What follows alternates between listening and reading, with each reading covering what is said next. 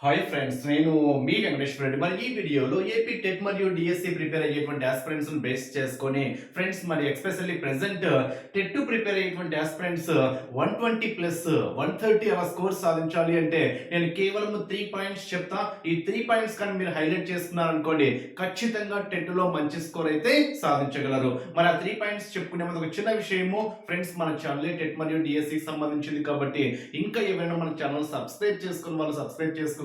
అదే విధంగా వీడియోకి వచ్చిన లైక్ చేయండి. మన ఎంబీఆర్ ఫ్రీ వాట్సాప్ గ్రూప్ లో జాయిన్ కావాలి అనుకుంటే ఈ వీడియోలో మీకు డిస్క్రిప్షన్ లో ఫ్రీ వాట్సాప్ గ్రూప్ లింక్ ఇచ్చాను, జాయిన్ కాగలరు. మరి మన ఫ్రీ వాట్సాప్ గ్రూప్ లో టెట్ కానివ్వండి, డిఎస్సికి సంబంధించినటువంటి అప్డేట్స్ కానివ్వండి, అప్పుడప్పుడు ఫ్రీ ఎగ్జామ్స్ కూడా కండక్ట్ చేస్తూ ఉంటాం కాబట్టి మన ఫ్రీ వాట్సాప్ గ్రూప్ లో జాయిన్ అవ్వండి. ఈ వీడియోలో మీకు డిస్క్రిప్షన్ లో లింక్ ఇవ్వడం అయితే జరిగింది. అదే విధంగా టెట్ డిఎస్సి పరంగా టెట్ నుంచి డిఎస్సి వరకు వ్యాలిడిటీ ఇస్తూ, అంటే టెట్ తో పాటు డిఎస్సి వరకు వ్యాలిడిటీ ఇస్తూ 1200 రూపీస్ కోర్స్ ది కేవలము 600 రూపీస్ కి మాత్రమే ఇస్తున్నాము. 50% డిస్కౌంట్ తో రన్ అవుతుంది ఫ్రెండ్స్. ఈ అవకాశాన్ని అయితే మిస్ చేసుకోవద్దు. రేపటి నుంచి కొత్త బ్యాచ్ స్టార్ట్ చేస్తున్నాము. ఇన్ కేస్ మీరు వీడియో తర్వాత అబ్జర్వ్ చేసింది కానీ అప్పుడైనా నాకు ఖచ్చితంగా నా వాట్సాప్ నెంబర్ కి మెసేజ్ చేయండి. అప్పుడు కూడా ఒక బ్యాచ్ అయితే ఉంటుంది. సో ఈ ప్రెసెంట్ బ్యాచ్ అయితే రేపటి నుంచి అనగా వెన్స్డే నుంచి కొత్త బ్యాచ్ స్టార్ట్ అవుతుంది. మరి అవకాశాన్ని మిస్ చేసుకోవద్దు.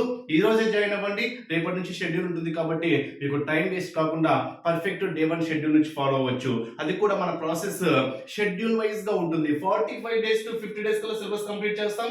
50 డేస్ కల్లా సిలబస్ కంప్లీట్ చేసి తర్వాత ప్రీవియస్ బిట్స్ కూడా ఇస్తాం. ప్రీవియస్ బిట్స్ తో పాటు రివిజన్ ఎగ్జామ్స్ కూడా ఇదే ఫీజులోకే కండక్ట్ చేయడం అయితే జరుగుతుంది. సో ఈ అవకాశాన్ని మాత్రం మిస్ చేసుకోవద్దు. డైలీగా ఒక రోజు క్లాస్ షెడ్యూల్ తో పాటు క్లాసెస్ ఉంటాయి, నెక్స్ట్ డే ఎగ్జామ్స్ ఉంటాయి. ఇలా క్లాసెస్ ఎగ్జామ్స్ ఒక షెడ్యూల్ వైజ్ గా మీకు 45 డేస్ టు 50 డేస్ కల్లా సిలబస్ కంప్లీట్ చేస్తాం. బట్ అదే రోజే క్లాస్ వినాలా లేదా అప్పుడే క్లాస్ వినాలంటే అలా ఏం లేదు. మీ ఫ్రీ టైంలో ఎప్పుడైనా క్లాస్ వినండి. మీ ఫ్రీ టైంలో ఎప్పుడైనా ఎగ్జామ్ రాసుకోండి. టెట్ తో పాటు మీకు డిఎస్సి వరకు వ్యాలిడిటీ ఇవ్వడం అయితే జరుగుతుంది. సో ఈ అవకాశాన్ని మిస్ చేసుకోవద్దు. మరి వెల్లింగ్ ఉన్న వాళ్ళు స్క్రీన్ మీద కనిపించేటువంటి నా వాట్సాప్ నెంబర్ కి నా నెంబర్ సేవ్ చేసుకోండి. ఎంవిఆర్ నంద్యాల 8341949272 8341949272. మరి జాయిన్ కావాలి అనుకుంటే నా వాట్సాప్ నెంబర్ కి టెట్ డిఎస్సి పర్పస్ అని మెసేజ్ చేయండి, లేదా టెట్ పర్పస్ అయినా మెసేజ్ చేయండి, లేదా డిఎస్సి పర్పస్ అయినా, లేదా టెట్ డిఎస్సి పర్పస్ అయినా మెసేజ్ చేయండి. దయచేసి టైం పాస్ గా మెసేజ్ చేయొద్దు. ఎవరైనా సీరియస్ గా జాయిన్ కావాలి అనుకుంటేనే టెట్ పర్పస్ అని నా వాట్సాప్ నెంబర్ కి అయితే మెసేజ్ చేయగలరు. టెట్ తో పాటు మీకు డిఎస్సి వరకు వ్యాలిడిటీ ఇస్తున్నాము. కేవలం 600 రూపీస్ కే మీ ఫ్రీ టైంలో ఎప్పుడైనా క్లాస్ వినండి, ఎప్పుడైనా ఎగ్జామ్స్ రాసుకోండి. మీది ఒక మంచి అవకాశము. ఈ అవకాశాన్ని అయితే మిస్ చేసుకోవద్దు. ఎంవిఆర్ నంద్యాల 8341949272. మరి ఆ 3 కీ పాయింట్స్ ఏంటో ఒక్కసారి చూద్దాము. 3 పాయింట్స్ ఏంటి అనేది ఒక్కసారి అబ్జర్వ్ చేస్తే ఫ్రెండ్స్, నేను మళ్ళీ చెప్తున్నా, ఈ 3 పాయింట్స్ కానీ మీరు హైలైట్ చేసుకున్నారు అనుకుంటే ఖచ్చితంగా మీరు టెట్ లో అయితే 100% అయితే స్కోర్ అయితే సాధించగలరు. 100% అంటే ఐ మీన్ 120 ప్లస్. నేను మళ్ళీ చెప్తున్నా, టెట్ లో క్వాలిఫై మార్క్స్ సరిపోవు. ఏదో బీసీ 75 క్వాలిఫై అయ్యాను, SC ST for example 60 qualify అయ్యాను, ఓసీ ఫర్ ఎగ్జాంపుల్ 90 క్వాలిఫై అయ్యాను. ఈ క్వాలిఫై మార్క్స్ జస్ట్ డిఎస్సి రాసుకోవడానికి అర్హతకు మాత్రమే. బట్ మీకు ఆ వెయిటేజ్ అనేది డిఎస్సిలో అంత పర్ఫెక్ట్ గా అయితే సెట్ కాదు. సో డిఎస్సి రాసుకోవచ్చు, బట్ వెయిటేజ్ ఎక్కువ ఉండాలి కదా. ఐ మీన్ ఇప్పుడు ఫర్ ఎగ్జాంపుల్ 90 మార్క్స్ వచ్చాయి అనుకోండి, 12 మార్క్స్ వెయిటేజ్. సో 12 కాదు, ఇప్పుడు 16-17 మార్క్స్ వెయిటేజ్ ఉంటేనే మీరు డిఎస్సిలో ఈజీగా జాబ్ సాధించడానికి అవకాశాలు అయితే ఉంటాయి. ఎందుకంటే ప్రెసెంట్ పోస్ట్ సంఖ్య కొంచెం తక్కువగా ఉన్నాయి కాబట్టి మీరు టెట్ యొక్క వెయిటేజ్ అంత పెంచుకుంటే మీకు డిఎస్సి జాబ్ రావడానికి అంత దగ్గరలో అయితే ఉంటుంది. ఇది ఒక్కటి మాత్రము గుర్తుపెట్టుకోండి. So your TET score target 130 plus. 130 వచ్చిన వాళ్ళు 135 ప్లస్ ఆర్ నియర్లీ 140, అంటే బెటర్ స్కోర్ కోసం ట్రై చేయండి. నేను మళ్ళీ చెప్తున్నా, నేను 130 సాధించగలనా? ఫర్ ఎగ్జాంపుల్ పోయినసారి టెట్టే క్వాలిఫై కాలేదు, లేదా పోయినసారి 80 మార్క్సే వచ్చాయి. పోయినసారి 80 మార్క్స్ అంత చదివితే ఇప్పుడు నాకు 130 ఆ నుంచి వస్తాయి. ఇలా నెగిటివ్ ఆలోచించొద్దు. నేను మళ్ళీ చెప్తున్నా, నెగిటివ్ గా ఆలోచించొద్దు.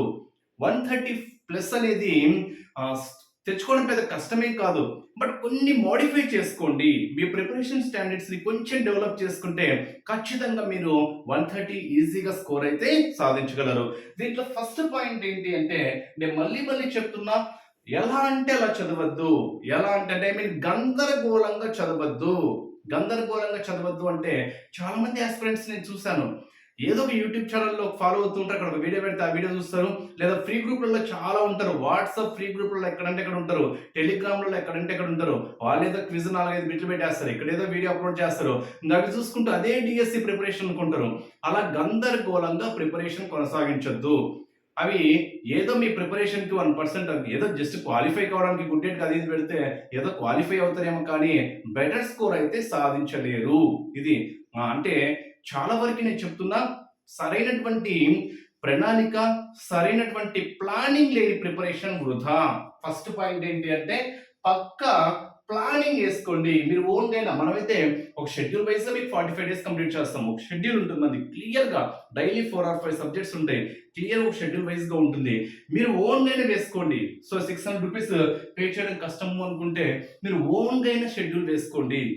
ఒక ప్లానింగ్ వేసుకోండి. లాస్ట్ 15-20 డేస్ రివిజన్ కోసం కూడా పక్కాగా కేటాయించాలి. అది కూడా క్లియర్‌గా చెప్తా. అంటే పక్కా ప్లానింగ్ లేని ప్రిపరేషన్ వృధా. గందరగోళంగా చదవద్దు. మీకు టఫ్ అయిన సబ్జెక్ట్స్ ఏంటి? ప్లానింగ్ లోనే అదే.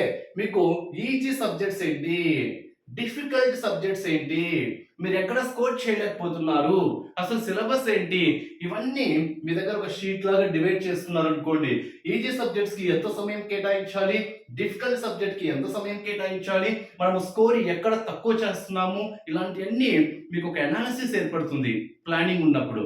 ఎందుకంటే గతంలో చేసిన మిస్టేక్స్ ని సరిచేసుకొని ఇప్పుడు ముందడుగు వేశారనుకోండి ఖచ్చితంగా ఈజీగా మీరు సక్సెస్ కావడానికి అవకాశం అయితే ఉంటుందంటే ప్లానింగ్ లోనే పక్కా ఒక షెడ్యూల్ ఉండాలి. దాంతోపాటు మీకు ఈజీ సబ్జెక్ట్స్ ఏంటి, డిఫికల్ట్ సబ్జెక్ట్స్ ఏంటి ఉండాలి. దాంతోపాటు మీరు ఎక్కడ స్కోర్ చేయలేకపోతున్నారు, ఎక్కడ స్కోర్ చేయగలుగుతున్నారు, తెలిసి ఎక్కడ మీరు తప్పులు చేస్తున్నారు, వాటన్నిటిని ఎలా సర్చ్ చేసుకోవాలి. ఇదంతా ఒక రఫ్ డయాగ్రామ్ లాగా మీ దగ్గర పర్ఫెక్ట్ ప్లానింగ్ ఉండాలి అనేది ఫస్ట్ స్టెప్. ఇక్కడే చాలా వరకు మిస్టేక్స్ చేస్తున్నారు. చాలా వరకు మిస్టేక్స్ చేసేది ఇక్కడే. నెక్స్ట్ సెకండ్ స్టెప్ ఏంటి అంటే బాగానే ప్రిపేర్ అవుతుంటే అన్ని ఓకే. ఇక్కడ సెకండ్ స్టెప్ చాలా చాలా ఏంటి అంటే నేను ఇందాక చెప్పాను. ఆ చెప్పిన దాంట్లో ఇక్కడ కూడా యాడ్ అవుతుంది. నేను ప్రతి వీడియోలో చెప్తూనే ఉన్నా సోషల్ నెట్వర్క్స్ కి దూరంగా ఉండండి.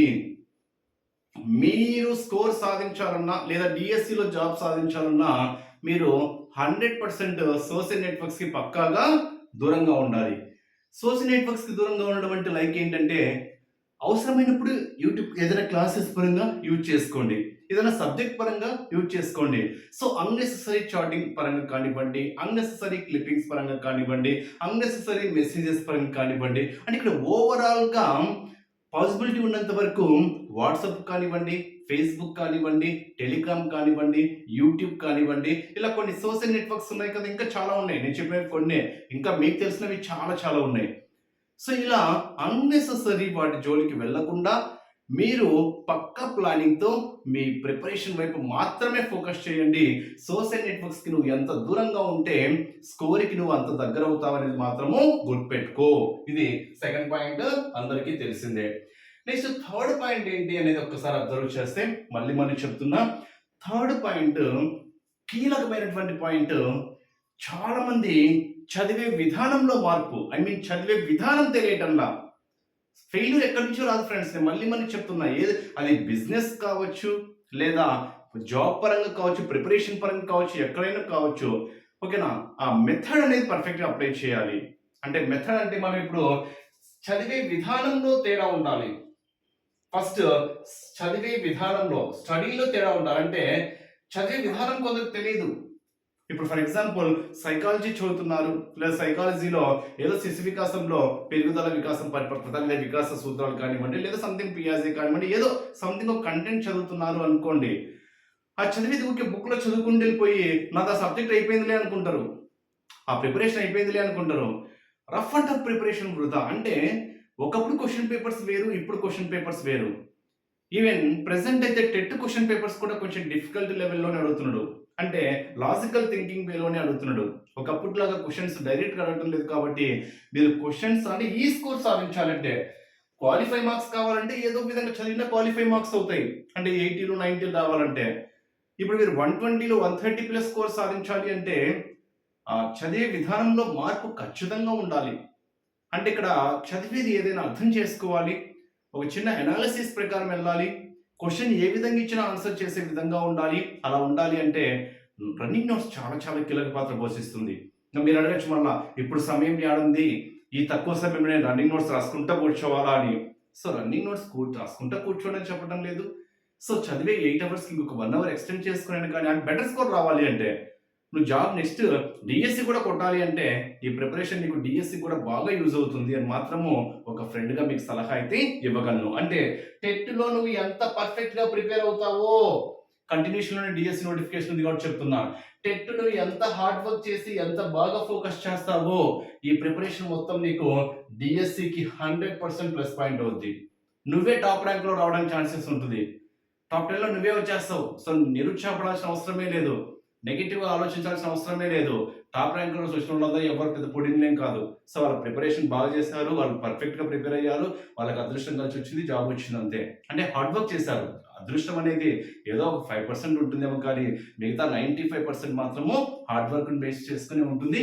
ఆ హార్డ్ వర్క్ మీరు చేస్తే మీరు కూడా టాప్ ర్యాంక్‌లో రావడానికి 100% అయితే ఆస్కారం ఉంటుంది.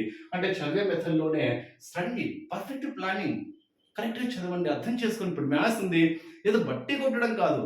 ఆ బేసిక్ నాలెడ్జ్ పైన ఫస్ట్ గ్రిప్ పెట్టి, ఆ బేసిక్ టు కంటెంట్ బేస్ చేసుకొని అలా ఒక ఫ్లోలో వెళ్ళిపోయారనుకో, క్వెషన్ ఎలా ఇచ్చినా ఇప్పుడు ఫర్ ఎగ్జాంపుల్ లాభ నష్టాలు చదువుతున్నారు. లాభ నష్టాలు ప్రాఫిట్ లాస్ డిస్కౌంట్ చదువుతున్నారు.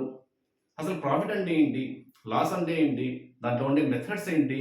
టెక్స్ట్ బుక్ కంటెంట్ కాకుండా కొంచెం ఎక్స్ట్రా బిట్ ఇచ్చినా ఈ విధంగా చేయాలి. అలా ఫస్ట్‌గా బేసిక్ పరంగా వెళ్ళి తర్వాత ప్రాబ్లమాటిక్ వెళ్ళారనుకోండి ఈజీగా అర్థమవుద్ది. ఫస్టే ప్రాబ్లమ్‌కి వెళ్ళారనుకోండి నీకు ఆ ప్రాబ్లమ్ ఒక్కటే వస్తది.